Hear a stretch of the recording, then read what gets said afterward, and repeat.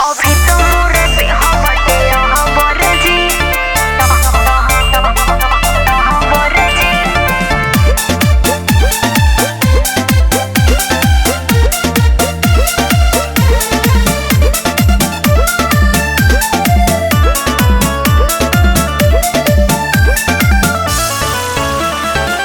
चोई त दहिया तू दूर भाग जालो मोर से काहे तू इतना ल जालो चोई त दहिया तू दूर भाग जालो मोर से काहे तू इतना डरालो सटा न भीरी तनी करे धन प्यार हो बारू दर्द में तू ऐसन बुझालो करी पर है जना लो बरना बहर कर जी।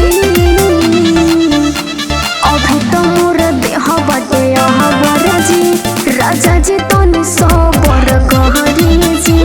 अभी तो मोर देह बटे हबर जी राजा जी तनी सबर कहरी जी।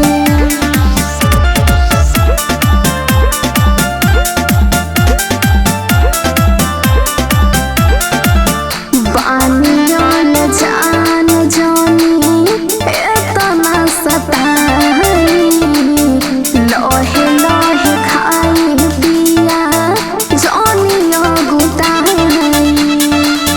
अब नहीं हमरा से होता बर्दास हो हटा जनी सटा रानी आवा तनी पास हो छुइए के छोड़ी मन तोहर कर जी।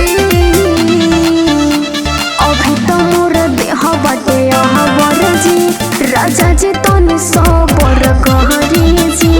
अभी तो मोर देह बटे हबर जी राजा जी तनी सबर कहरी जी।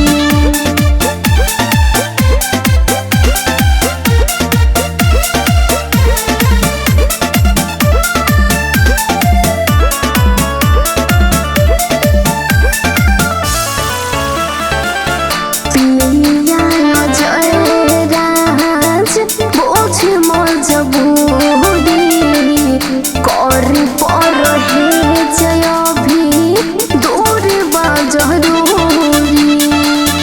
रानी जोनी डरा ज्यादा होके नहीं हानि आगे बढ़ावा तनी प्यार के कहानी बानी को जोहर तनी डहर कर जी। अभी तो मोर देह बटे हबर जी राजा जी